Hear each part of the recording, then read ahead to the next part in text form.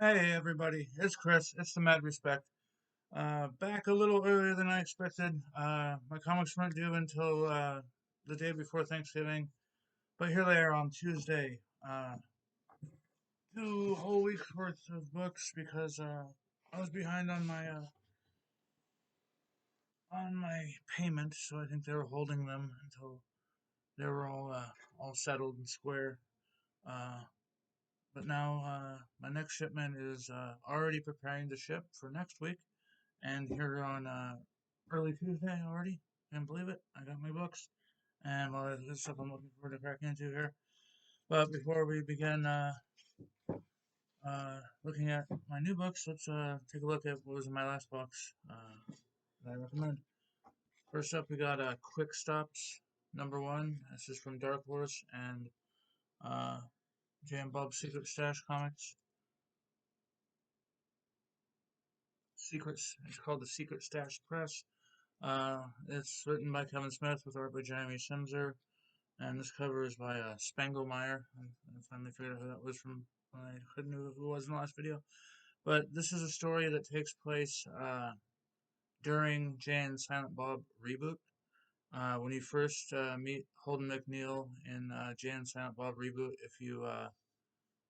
if you've seen that movie, I saw it on DVD, checked out from the library because I think it was only like a live Q&A sort of screenings in the theater, so I wasn't able to see that in the theater. But so when you first see him there, the first thing he does is he sees Jan and Bob rush into a room, and his line of dialogue is, "Hey, look at these two morose motherfuckers right here," which is what they said to him in Chasing Amy, and is how he introduces them in Reboot. This is a story that takes place immediately before they rush into that room in Reboot, and it's an interview between uh, Alyssa Jones and Holden McNeil. And then he tells the story of how he created the Blunt Man and Chronic characters based on Dan Silent Bob. Uh, there's a flashback to when Holden was working at Quick Stop uh, during the summer one year before he started college, and yeah, basically that. And then it was interesting. It's black and white. If you're a really huge Kevin Smith VS Universe fan, I recommend it to you. If not, you can probably pass on it. All right. Here we have Punisher #7. This is the B cover variant by Jeff Shaw. This is a cool issue. It has a pretty much a wordless fight between Daredevil and Punisher over half of the issue, and the other half is a flashback story to right when Frank originally returned home from Vietnam, and his daughter's like, "When is that man? I mean, is that man gonna still be living in our house when we get home?" They don't understand that he's their father, and she thinks he's changed, that he misses the war, that death is what is his true love, and then you see flashbacks to like the hand demons accosting them in the street, etc., because they're trying to push this thing that the hand has always been after Frank Castle uh, throughout his entire history, which I don't like that angle of the story, but overall, the Azukeda uh, flashback artwork reminds me a lot of his work on uh, his work with Robert Kirkman on their Image title, which I'm blanking on the title, uh, where it's like demon hunting. So he does good, cool skull and burning eyes type of artwork, and he does a lot of cool artwork like that in here. And I just got a suggestion on my screen, so I thought like my battery was dying, which it couldn't be. So I'm sorry, I was screen like that.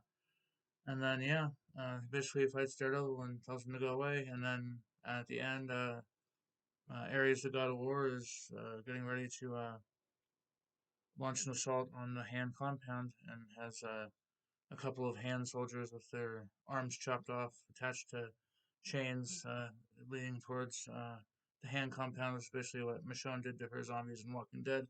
So Jason Aaron isn't exactly the world's most innovative creator. He rips off all the stuff from other people, but I'm still really enjoying that Punisher run, one of my favorite Marvel comics. Here we got The Joker, The Man Who Stopped Laughing, #2 by Matthew Rosenberg with uh, D. Giamenico on the art. Lorenzo D. Giamenico. I can't remember that's his first name. And then the great Francisco Francavilla, we'll maybe talk about him a little bit later too. He does the backup story on this, which is like a flashback story that's told more in like the jokey sort of way that the original '70s Joker series was told in. And I really love that it has the original '70s Joker's trade dress up here on this, even though they call it the '90s embossed variant. This is very much the '70s Joker logo up top. And this is a Kelly Jones cover.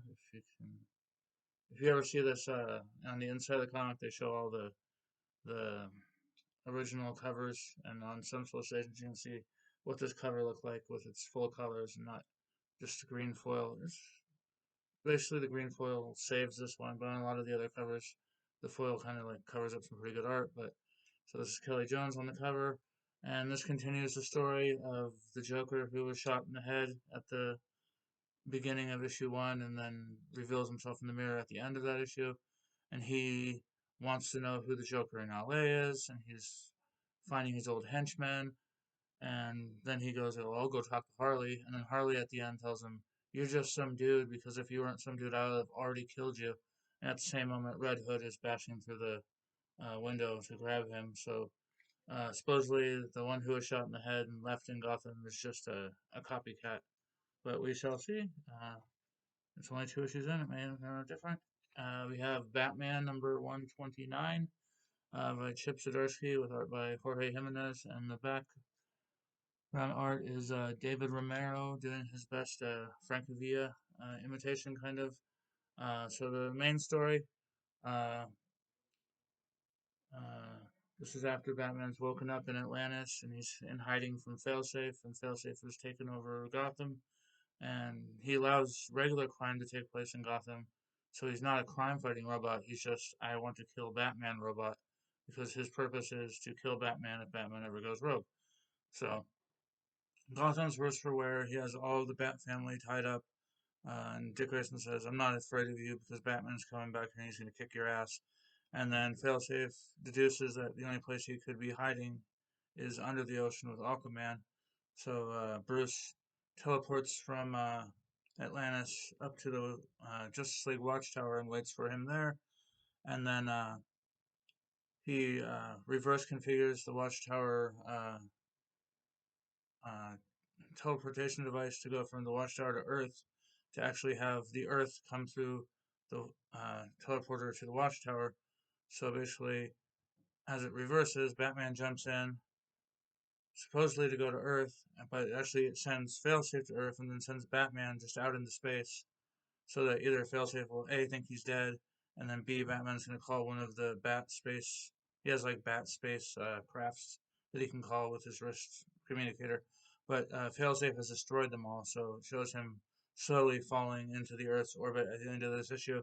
And I thought this was the issue that I will name another channel, Thinking Critical, about 10 days ago had a video that said DC ruins uh, Chip Zdarsky's run, and they had a nice 5-minute reading of a Batman issue where Batman's on the moon and Superman's defeated and Failsafe's coming after him. And that is issue 130. I thought they were talking about 129 that whole time. So now I'm halfway spoiled on issue 130 already. So I hate DC for leaking that in the first place, but I hate Thinking Critical for making a 10-minute video about it as well. Kind of a bummer, but I am looking forward to seeing the other half of 130 and seeing how it fully ends, I guess. And then I got a twofer. We got Moon Knight number 15 and 16. Number 15 shows a meeting of the minds between the three alters of his dissociative identity disorder. Uh, he gives all the cash money to Stephen Grant, the billionaire, and has the cabbie go and find out who they're afraid of in Chinatown. Uh, and then Stephen Grant uses money to discover the identities of the two characters who almost killed him in the previous issue. And those characters, something about a nuke, I think. Uh, Grand Mall and the Meme. So Stephen Grant finds out their names so he can do the deep dive research on them, so he can have a round two with those two characters. And in this one, they go into Chinatown and they find out there's an ages old vampire there who was turned specifically by Dracula, and she controls Chinatown, and the guy who works, I can't remember what the name of the group is, the outfit. The guy who's creating vampires is called the Structure. The leader of the Structure won't go into Chinatown because I think this girl created him, but he has dirt on her that Dracula doesn't realize that she's still alive, so she will not. She doesn't want to see him killed too. But Moon Knight says, "Just tell me where he is, and I know someone who'd like to kill him, and that is Hunter's Moon, who didn't want to go to this meeting with the lady in Chinatown, but he went and attacked Namine and Grand Mall and a bunch of vampires on his own, and he's kicking everybody's ass. He's murdering like 50 vampires, and at the end, Namine and Grand Mall get the jump on him, and they're like, uh, when you come to, go ahead and tell Moon Knight we're coming to get him." And then they went on second thought, and they snap his neck. He's totally dead, and they're like, "We'll tell him ourselves." So I'm looking forward to getting in here because issue 17's in here, and I'm looking forward to seeing what Moon Knight's response other than anger and full on what would you call it? Full on like laying fire waste to the Structure after his brother. I mean, he hasn't known him very long, but it's technically his brother in Khonshu has now been murdered by the Structure. So he's obviously gonna want some revenge. And my favorite comic out of that box, no surprise, is Night of the Ghoul, which is by Scott Snyder and Francisco Francavilla. Uh, it kind of leans a little more heavily on like the found footage of the horror book, but then you find out that yes, the burned patient in the hospital is afraid because his doctor is carrying I think it's called the Cult of the Flies. He's carrying the ghoul inside of him, and the doctor spits out all these maggots all over this guy. And the father and son who came to interview him, the father is still thinking this is all some kind of staged or something. But then they find the actual footage, uh, and then on the last page they show the piece of footage where the ghoul is starting to emerge from the actor in the film, and it looks sort of like this, but it also sort of looks like a big monster walking out of the actor's mouth. Because supposedly the movie that they came to watch is not a movie; it's actually nonfiction, and the ghoul really exists. So I'm looking forward to seeing how that story ends. And that ends at the beginning of December. This is my these are books from November 9th and November 16th. The discount comic service. And it comes in the nice big, nice big diamond distributing box. Alright. I guess I did. Cut myself as well. There we go. Bam. Alright. These out. I'm gonna repurpose these to I'm gonna start selling uh pretty much most of my red part of my collection of books that I read just for the read. And I'll try to sell them all off in the first quarter of the year next year. Here's stack number 1. Three stacker for 2 weeks. Stack number 2. And we got stack number 3. The week's worth. I'm gonna open this one as off camera as possible. This is my last book that I want to show at the end. I don't want to show it off prematurely.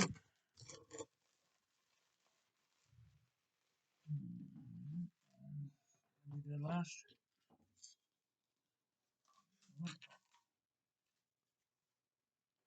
There.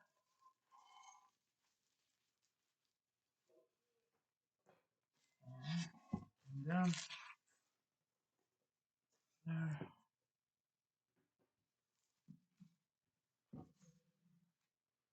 Yeah.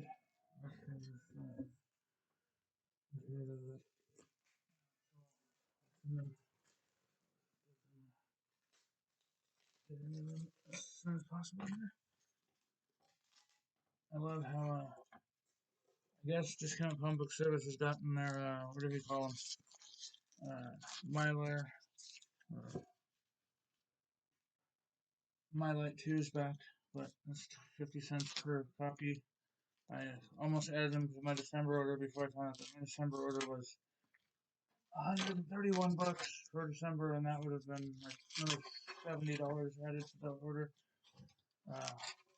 That's crazy. I'm gonna hold off on getting my list until I cut my collection a little, put it down a little bit. In the middle, I guess. All right, here we go. Number one, we have a Radiant Black.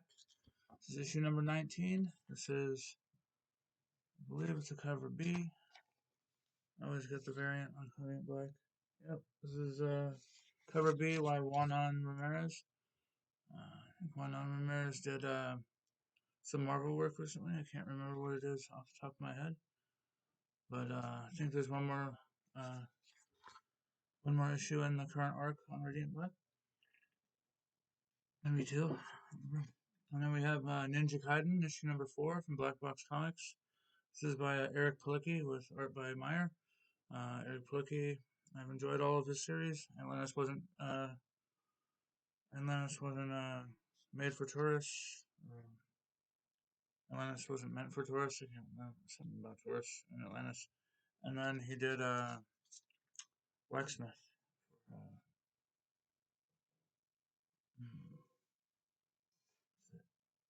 That one will be Minor Threats issue number 3. This is cover B.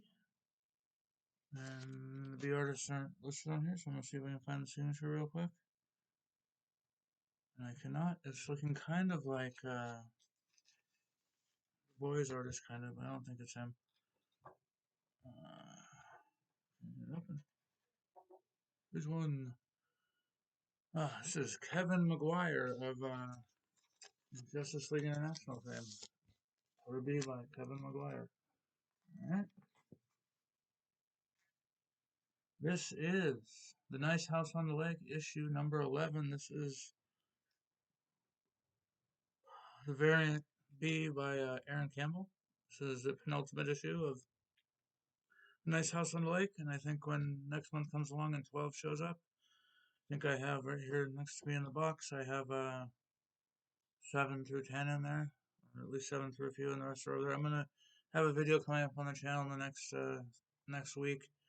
Aside from opening next week's box, I'm gonna have a video of me organizing all my books and keeping the ones I'm planning to sell out of boxes and boxing all of my PC keepers, which Nice House on the Lake is one of those series. So this is said cover B by Aaron Campbell. Cool. And here we have the final issue of Skybound Presents Afterschool, issue number 4. I think there's only 8 covers on here. You have a cover, and then the backs always look like one of those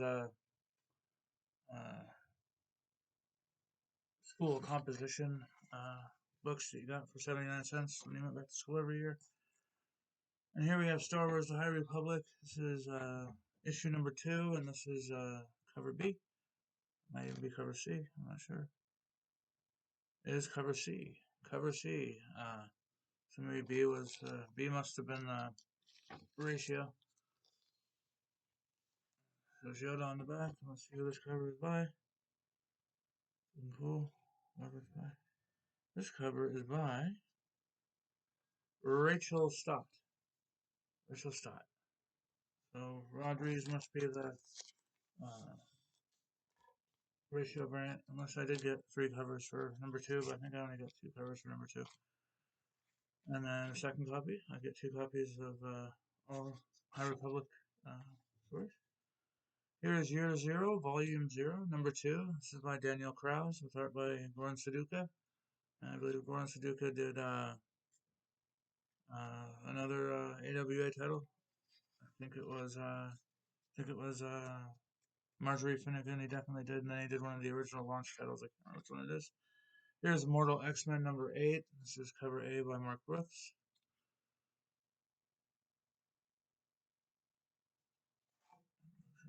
usual. Here is Nightwing with Night Might coming over the cover. This is a cover by Bruno Redondo. Does the A cover here, and the art in here is by Daniel Di Nicola. So this is a what do you call it? Reunite. This reunites the creative team of Seven Secrets. Boom, which was Tom Taylor and Daniel Di Nicola. All right, the best title at DC currently: Batman, Superman, World's Finest, #9. Mark Waid, Dan Mora. Uh, I'm either going to stop collecting this in June, or hopefully Dan Mora is taking time between now and June to get ahead on his and Mora's Shazam that starts in June as part of the Dawn of DCU or the Dawn of DC. No more DCU. Oh, yeah, it is DCU. The Dawn of the DCU. It's gonna be Mark Waid and Dan Mora doing Shazam, Captain Marvel ongoing series. So I'm hoping they're not going to push World's Finest onto a new creative team. And if Mark Waid leaves, I'm fine. If Dan Mora leaves, I'm fine. If they both leave at the same time, I'm done with the series. Here is DC's War of the Undead Gods, issue #4. This is the new acetate cover. And this is the Aquaman cover. It looks like each one has a different member of the Justice League logo on the acetate. Here is DC versus Vampires All Out War, issue #5. This is cover B or C? Cover B by Lyrics Lee. Lyrics Lee did 2, 3, and now 5. And issue 1 was, I believe, Pale and New. I can't remember. And then issue 4 was somebody else. I don't know why they just couldn't have Lyrics Lee do it. Right. Iron Man, issue #25. This is the cover. Cover C, Foreshadow variant by Juan Frigeri. It's the final issue of Christopher Cantwell's run on Iron Man, which I've enjoyed, artistically especially, but the writing has been just fine for me. Enjoyed the series. Looking forward to it to be over. And then they're coming back right away in December with Iron Man #1 from the new creative team of Jerry Duggan and I can't remember. She Bites #2 from Scout Comics by Hale and R. Hernandez. Uh, really enjoyed issue 1. It was kind of, I heard about it right at the weekend before it was released, and I was able to order a copy from Things from Another World, thankfully.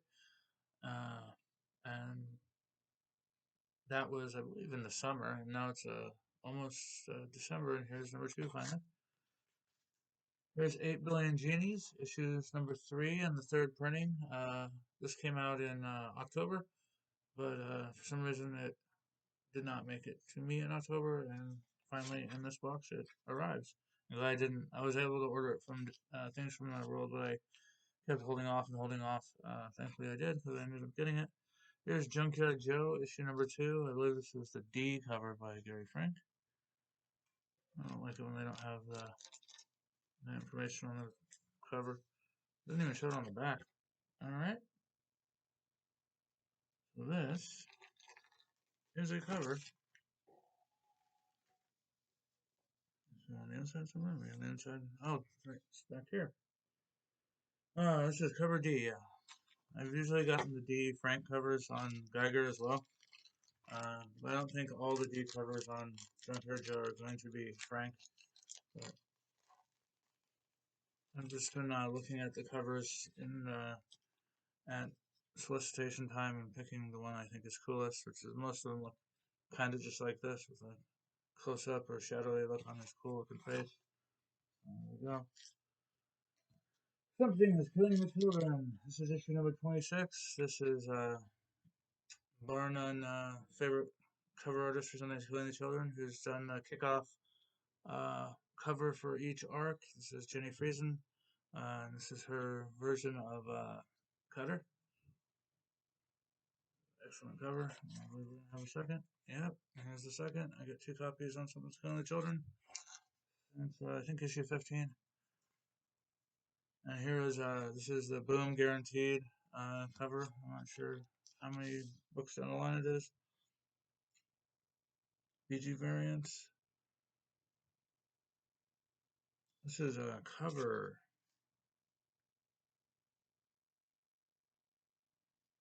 G. Boom Guaranteed cover G by John Boy Myers. And here's Ghost Rider number 8. This is cover A by Kyle New, and this series is by Benjamin Percy and Corey Smith. Back on the art for this issue. New A covers. Here is Crashing issue number 3 from the IDW Originals Initiative, and this is cover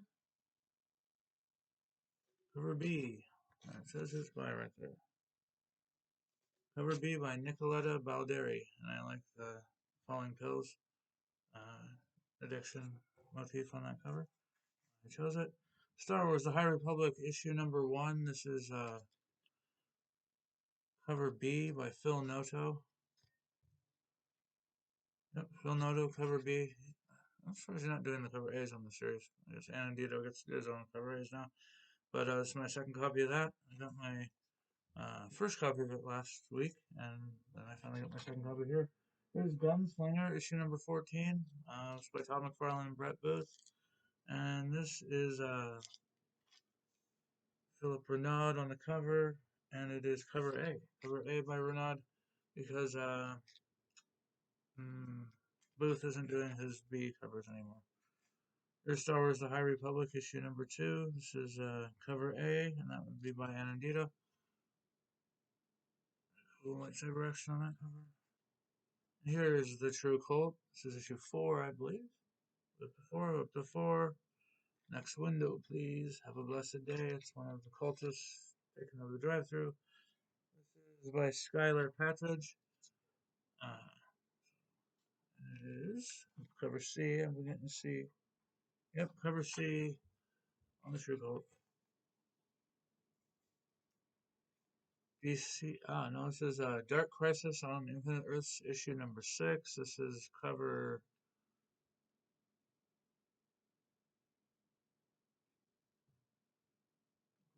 This is cover F by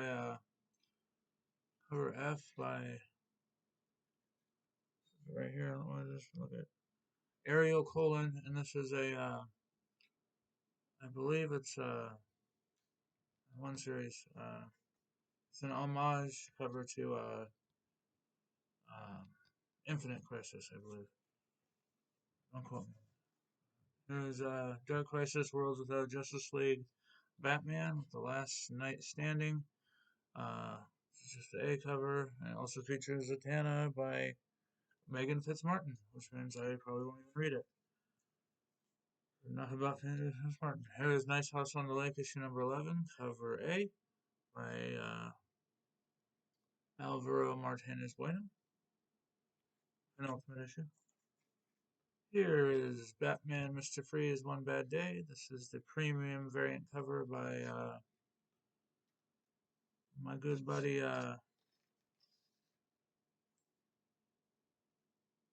Giuseppe Camuncoli. Nice. Good and bad things about that. So here is The Death of Superman 30th Anniversary Special number 1. This is, wow, that's a cool cover. I think it's Delado. No, it is by Rafael Pimento. And this is, holy moly. This is a sec here.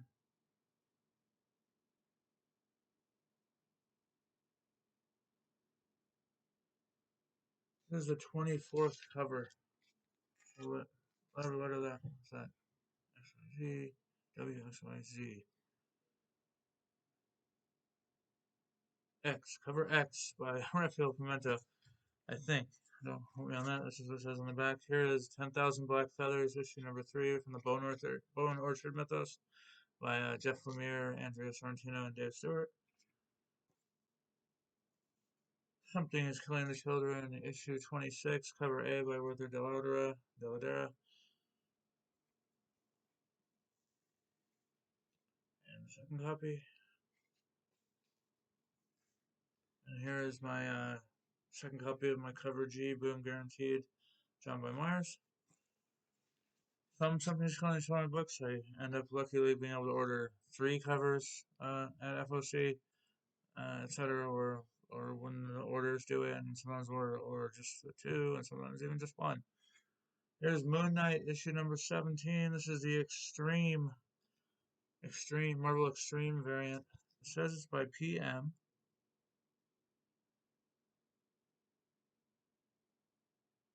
And Albertov is the colorist, but who is PM?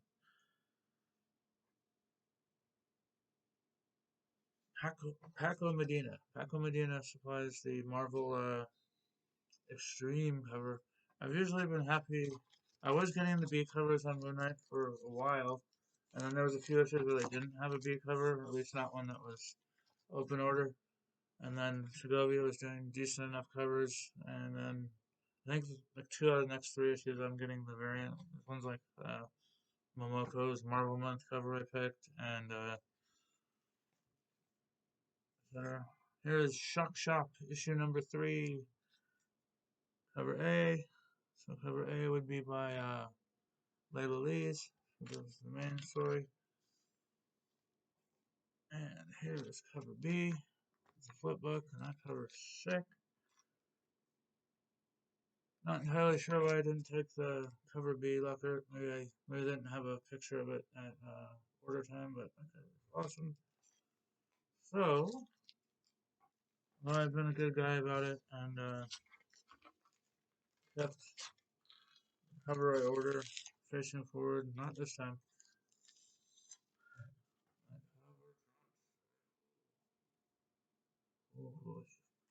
Cool series. Cool couple of stories. Batman versus Robin. This is issue 3, and this is the 90s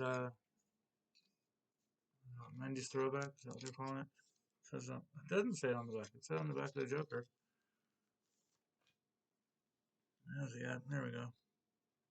So here's the ads that I was talking about earlier. It shows all the 90s covers. I guess it didn't show the actual art on Joker like I thought it did, but this is called 90s Rewind. It's the 90s Rewind cover, and this art is by. I love DC. They show you who. Usually they show you who the cover art is by, but I can see it right here. Carlo Barberi, who's currently the artist on Spawn, I believe. I don't know what he has to do with 90s DC. He wasn't even around in the 90s doing DC work that I know of. Beautiful. There we go. Batman vs. Robin. Like issue 2, even more than issue 1, so I'm looking forward to hoping it continues in that vein. Star Wars: The High Republic, issue number 2, cover A by Ariel Anandito. Second copy of that.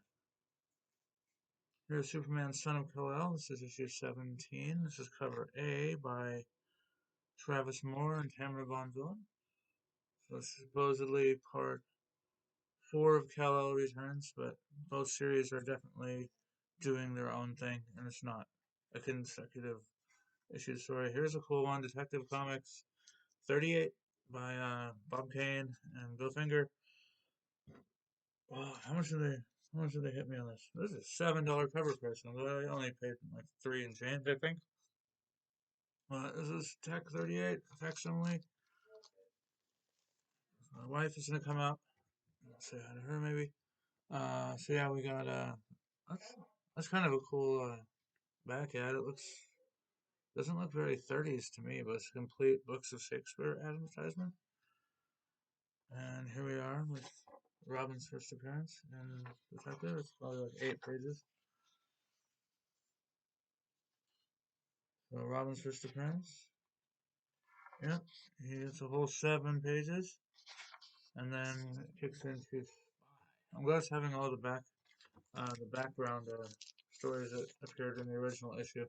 But when Marvel does their facsimiles, they're charging $4 an issue. But I guess these were double-sized issues at the time for 10 cents.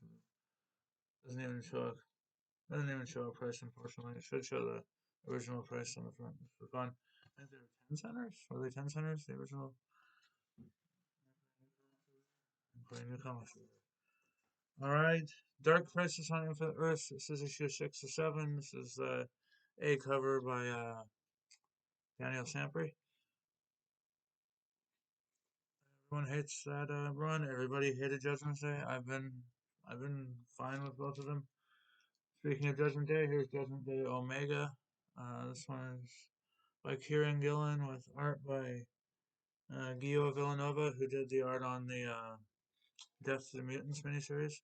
I think I'm gonna grab all of it when I organize my comics, and then sit down and read it all together and see if that makes a difference in my enjoyment of it. Here is Amazing Spider-Man number 13. This is by Zeb Wells and John Romita Jr. Hail for all of John Romita Jr.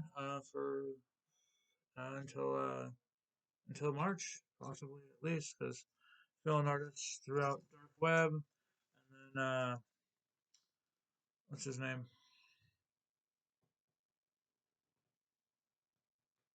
Uh, he's the guy who does Madman. The guy who does Madman is taking over the art for 2 issues, and for the double shipped issues in February.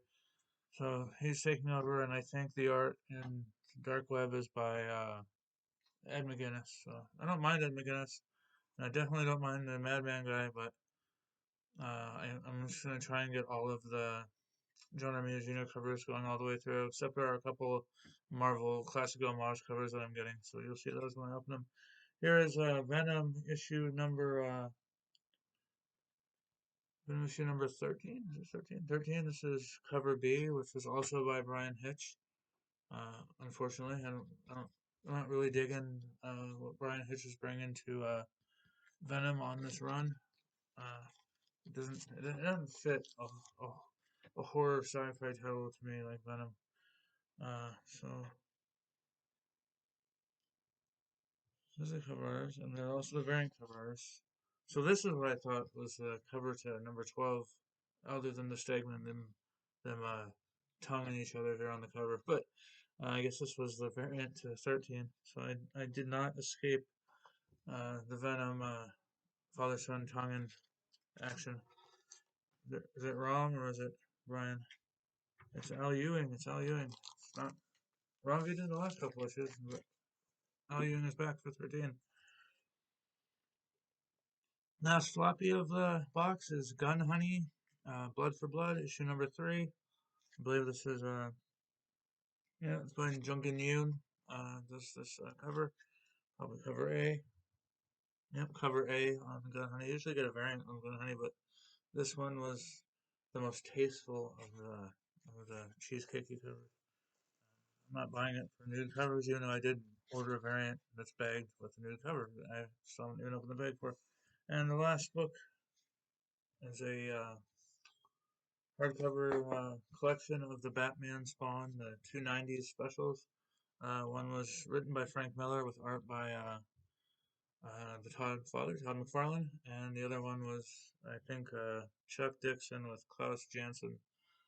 Is it Chuck Dixon? Yep, Chuck Dixon and Alan Grant on the story with art by Klaus Janson. And this cover is by neither McFarlane or Klaus Janson. It is by Greg Capullo. It's actually by Capullo, inked by Todd McFarlane, and I think it is awful. Uh, but then there's I just saw a video from Nearman Condition saying that I think in March there's going to be another version of Batman Spawn collection, and if it includes the new special that comes out here in December, I'm going to be feeling like, why did I buy this thing? You know why I bought this thing? Because at my LCS they have both War Devil, the DC version, and the Batman Spawn. With this cool, the original cover was this cool Dark Knight Returns rip by McFarlane of Miller's original cover.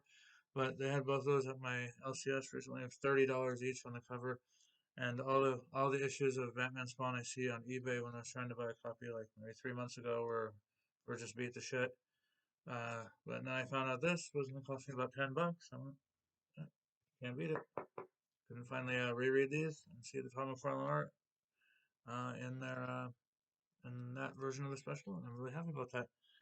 So I'm hitting up here at 40 minutes on this video. Doesn't surprise me with this 2-week stack here. Lordy, lordy, lordy. Yeah, I mean, there are multi-covers on Something's Killing the Children and Star Wars, so that takes up.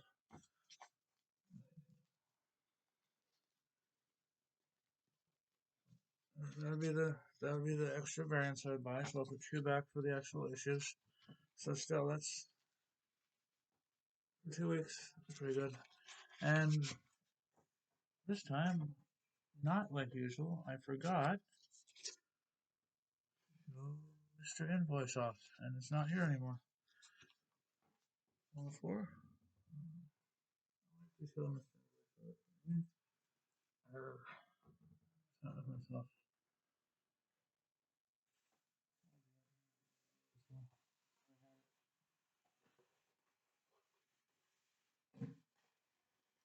There it is. More time. Let's bring this thing up to 45 minutes. That doesn't want to come off. To the paper. This is 2 weeks worth of books. And we're talking about a total of 47 books. But, as I said, multiple covers on. So let's take 47 minus 8. 35 books. 35 books for 2 weeks. That's only about 15 or so a week. I guess that's not terrible. Anywho, that is me for this week. Be back on the channel next week for sure to open my comics that are coming out tomorrow. Which will come to me next week. I'll be opening those guys up, and that includes DC vs. Vampires that I'm always looking forward to, and the end of Dark Spaces Wildfire. Look forward to reading that. And I think there's one. Is there another? No, that's the only Scott Snyder book that week, and then there's other stuff that I'm definitely looking forward to reading, but I will read it next week. And for this week, I'm going to take this big old stack and take most of it with me to go back to work tomorrow, so I'll read them on breaks at work throughout the work week and possibly coming into next work week. This is a big stack.